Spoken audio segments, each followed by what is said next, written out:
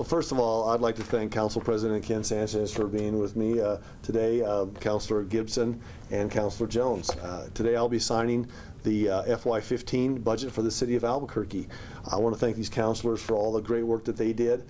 We sent down a fair and balanced budget that really prioritized a number of things, including public safety, economic opportunities for our citizens, and mental health programs, social services, and other critical things for the City of Albuquerque. And as a mayor, I'm just really pleased that the council did their work and actually added to many of the priorities that we sent down, added some of their own great priorities to this budget, and we've ended up with what it looks like when you have government that works together. And so the budget is balanced. It's fair. It adds a lot of value to our community. We have a budget that is actually, I'll go through some of the specifics in just a minute, but actually I think works for the citizens of Albuquerque, and that's our #1 priority from a budgetary standpoint. So thank you all the councilors for being here today as I sign this. As I said, the council's the budget that came back from the City Council builds on several key priorities that we had sent down. It's about 0.4% difference than what we sent down originally from a dollar-to-dollar standpoint, and that's the 5th year in a row that what we've sent down to the council has come back in terms of being close to what we sent down, right there on the money. So we appreciate that, while we understand that the council adds their own wishes and desires as well. It keeps intact many of the priorities that we had sent down, increased funding for priority initiatives such as economic development, public safety, and mental health programs. Some of the changes that the council sent back: there's a $3 million increase in funding for homeless and mental health services, along with social services contracts. That's good stuff. We need to do that in our community, and the councilors found a way to actually add to that priority that we sent. There's an additional $450,000 on top of the $1 million increase that we sent down for economic development opportunities, economic mobility opportunities. I want to thank the councilors for that as well. And reserves additional funding for wages across the board, 5% at the police department, 3% for our employees. So when we send the budget down on April 1st of each year, things change between April 1st and the time that the councilors finish their work. In this case, for example, the DOJ findings came through after we sent our budget down, before the councilors finished their work. So there's an additional $1 million in there to help us with DOJ, and just basically anything that involves community policing, policy changes, training, the things that we know that we need to do as a community, that we want to do, and so that was good as well. From the public safety standpoint, we have key positions tied to accountability, as well as $1 million specifically for evaluation, training, and implementation of reforms relating to police interaction with folks living with mental health issues, with a focus on de-escalation and other crisis intervention strategies. We have new positions. One of the positions that we have is for a full-time child abuse liaison at the Albuquerque Police Department. Think back to the Marie Varela case as an example of a tragedy in our community.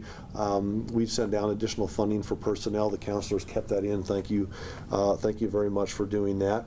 One of the things that I think is really important as a city, and we did this for the Paseo del Norte and I-25 project, and again this year, we have $2.6 million in this year's budget that takes some of those property taxes that were shifted into the operations budget, puts it back into the built environment of our community.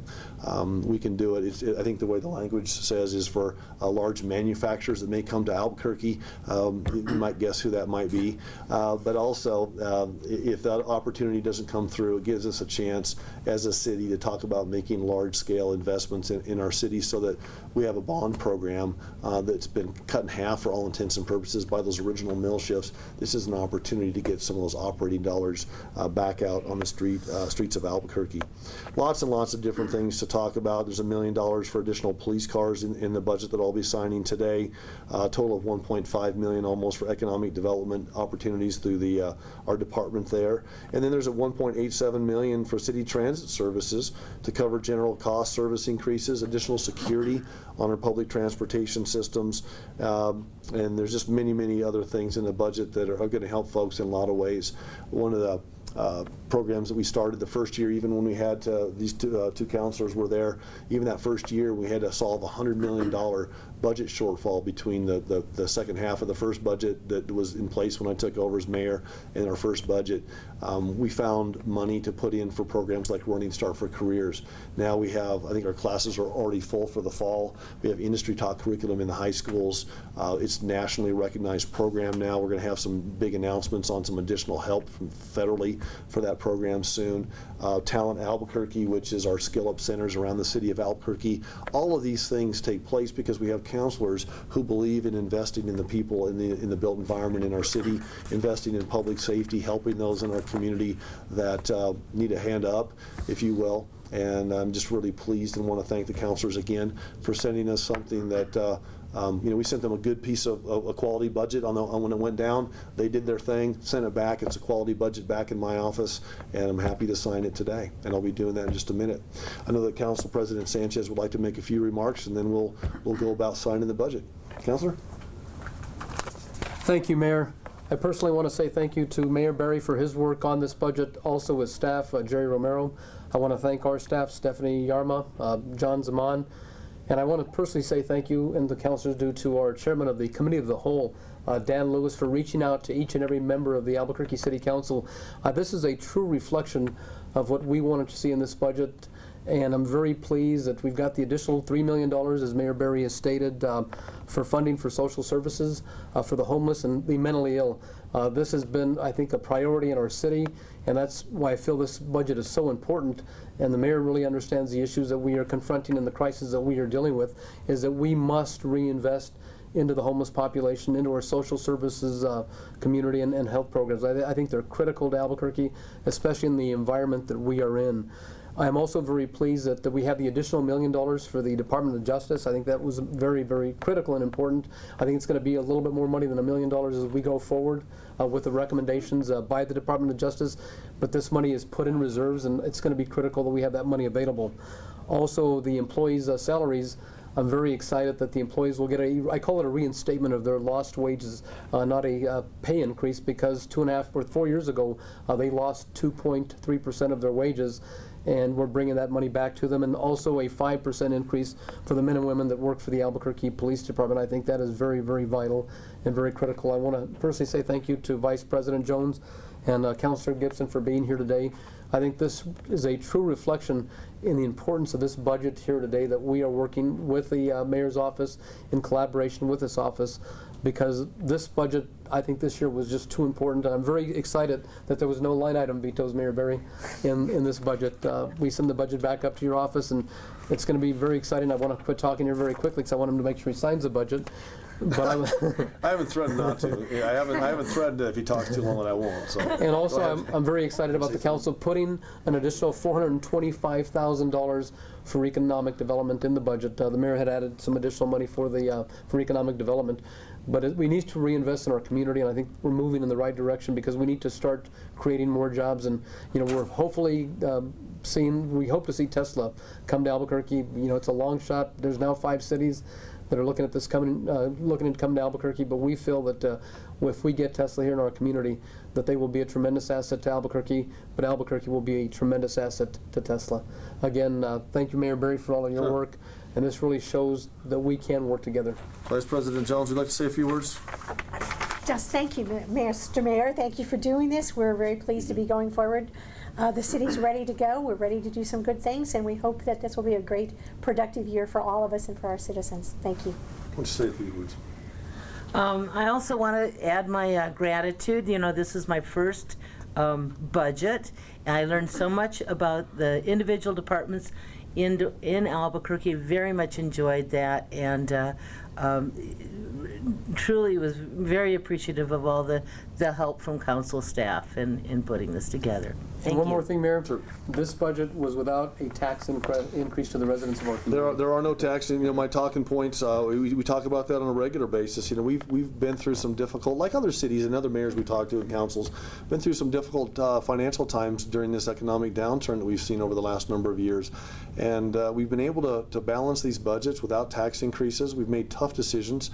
We've kept our employees on the job. The pay cuts the first year were a difficult decision, but as we look back on that, I don't know how everybody feels exactly about that, but in my opinion, it was the right thing to do because we kept our employees employed and we kept services to our community whole. Now we're in the process of getting these dollars back. We've had some employees have received raises almost every year. Some of the employees haven't received raises, so this gives us an opportunity to take care of the valuable employees of the city of Albuquerque as well. We've also done it by increasing reserves, and as you may remember a month or so ago, our credit rating at the city of Albuquerque actually went up. We're in the top 2.5% of all municipal organizations and local government organizations in the country now for fiscal soundness. And what that means, to the person who's watching this today, what that means to you is that when we put our $50 million in for Paseo and I-25, much needed critical infrastructure, we're able to borrow money on behalf of the taxpayers at 2.86%. And if there's any silver lining to a tough economy is that the fact that interest rates are low.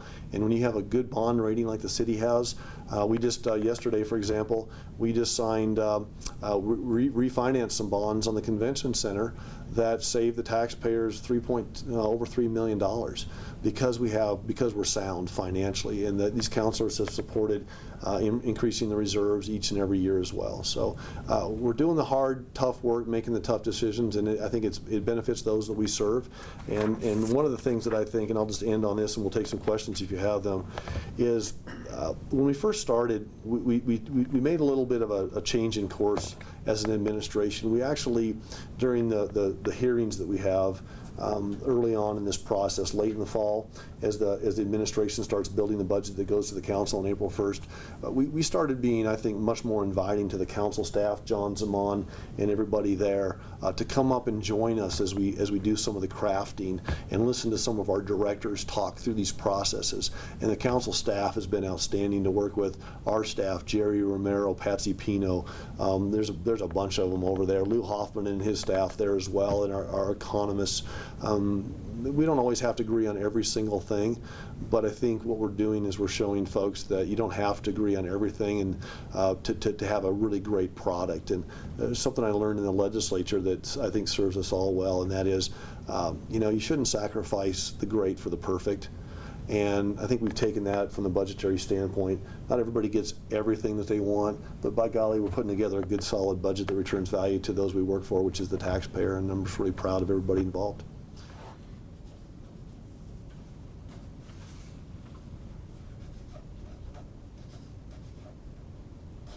All right, thank you guys. Thank you. Appreciate it very much. Thank you. Budget for another year. Yep, Thank thanks. you.